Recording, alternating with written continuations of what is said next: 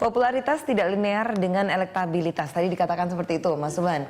Nah, Pak Nukman, kenapa ketika katakanlah Haji Lulung ataupun juga satu figur gitu muncul menjadi hashtag atau menjadi trending topik di sosial media, kemudian tidak selalu kemudian terpilih untuk pilkada ataupun juga kepala daerah yang lain? Sebenarnya kalau kita secara ilmiah mempelajari apa yang dipercakapkan di sosial media, itu bisa menebak siapa yang bakal jadi. Itu contoh Jokowi kemarin itu sebenarnya ada analisa 4 bulan sebelumnya itu sudah ketahuan siapa yang menang dari trending percakapan itu. Nah itu analisanya banyak. Satu dari trendingnya sendiri naiknya seberapa gede, jarak terhadap lawannya berapa banyak, plus tone-nya itu positif atau negatif. Ini penting. Jadi kalau kita dibicarakan kenceng banget tapi tone-nya negatif, ya itu sebenarnya suara nolak itu. Tapi ingat bahwa di Indonesia itu pengguna media sosial itu berapa persen sih dari penduduk kita? Paling banyak 15% gitu. Akibatnya apa? Menentukan nggak? Menentukan untuk kelas menengah ya. Kepada siapa? Kepada keluarga kelas menengahnya, kepada siapapun yang ikut pada dia, pembantunya, pegawainya dan lain-lain. Tetapi di kelas bawah, kalau kita ke desa-desa, itu nggak terjangkau sosial media. Akibatnya ketika sosial media itu kemudian menghebat, orang-orang yang tidak disukai di media sosial tetap bisa peluang untuk menang. Dengan cara apa? Dengan cara masuk ke wilayah-wilayah yang tidak terjangkau oleh media sosial. Caranya apa? Gampang. Dari dulu begitu, uang. Datang, uang, selesai. Masyarakat kelas menengah ataupun juga masyarakat lapisan apapun yang memang tidak menggunakan media sosial ya. Besar kan? Besar sekali itu jumlahnya. Artinya ini aspiratif tapi untuk beberapa kalangan saja ya? Itu pun lebih baik. Karena apa? Karena akhirnya di kota-kota besar yang terpilih adalah pemimpin-pemimpin yang bagus-bagus, ya kan?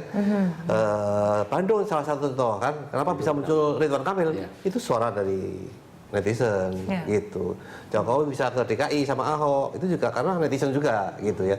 Di tempat lain nggak berhasil, di kota-kota lain nggak berhasil. Karena apa? Karena netizennya nggak kuat. Iya, Pak Subhan, kita lihat sendiri tahun lalu ini adalah sebuah pemilu yang dikawal oleh dunia maya dan netizen ya. Kita lihat setiap rangkaiannya itu diikuti bergejolak yang sangat seru gitu di online. Ini peran media mainstream di mana nih dalam hal ini? Nah, tadi saya kembali kepada fungsi yang tadi saya katakan tadi ya, bahwa edukasi, pendidikan segala macam ya. Kita melihat bahwa media sosial itu sudah bagian lagi, sudah mungkin menjadi pilar keempat demokrasi. Keempat mungkin kali jangan gitu ya. Kelima katanya. Ya katakanlah gitu kan. Karena memang publik langsung berpartisipasi di situ. Ya kan, sehingga nanti tidak lagi sistem perwakilan. Sekarang kan memang lewat katakanlah pilkada ya kan, itu disalurkan langsung. Tetapi itu kan yang sifatnya itu kan yang tidak rutin, tidak terus menerus gitu kan. Tapi itu kan yang 5 tahun sekali. Nah, dengan media sosial ini adalah media memang yang sangat efektif ya kan, dan dia seperti bermata pisau tadi itu. Nah, cuma persoalan memang komposisi masyarakat itu kan ya di mana seperti piramid ya. Jadi semakin ke bawah itu semakin besar, yang tengah kecil, semakin ke atas semakin kecil, elit, kelas menengah, dan pengguna media sosial saya kira kelas menengah ya Pak. Kelas menengah, kita lihat posisinya seperti apa. Artinya yang tadi saya katakan bahwa popularitas tidak linear dengan elektabilitas di situ. Ya kan, bahwa mungkin di media sosial ditolak. Tapi kok dia bisa terpilih? Nah, ini ada banyak contoh sebenarnya di DPR, tapi nggak usah kita sebut namanya ya. Jadi orang-orang yang punya reputasi buruk, yang jelek, yang dianggap korupsi, dan malah sudah tersangka. Maksudnya terpilih kembali, bahkan suara terbesar. Gitu. Karena dapilnya bukan kota-kota besar di mana banyak netizen dan kritis informatif. Karena itu tugas media mainstream itu adalah sebagai amplifier, mengamplifikasi. Jadi mendengungkan gaungnya lebih besar lagi, ya kan? Misalnya apa yang terjadi di netizen tingkat menengah, dia kemudian dipublish gitu, lebih besar lagi terus sampai misalnya gaung itu dapat ke semua orang, kira-kira gitu kan? Nah ini saya kira media ini tadi kembali kepada satu kebenaran, kedua kita tetap berpihak kepada publik. Kalau kita sudah bermain di antara itu, media sendiri kan hancur.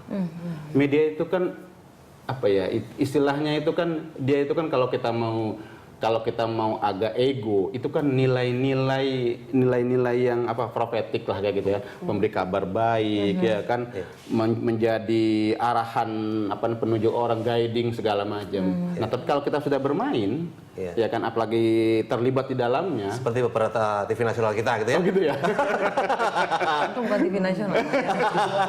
Nah itu yang berbahaya itu saya kira gitu. Oh ya, itu memang beberapa garis-garis besar yang masih harus diregulasi ya, dan sayang sekali belum. Kita masih ada satu segmen lagi, Pak Nukman juga Pak Suban, pemirsa langsung akan kembali.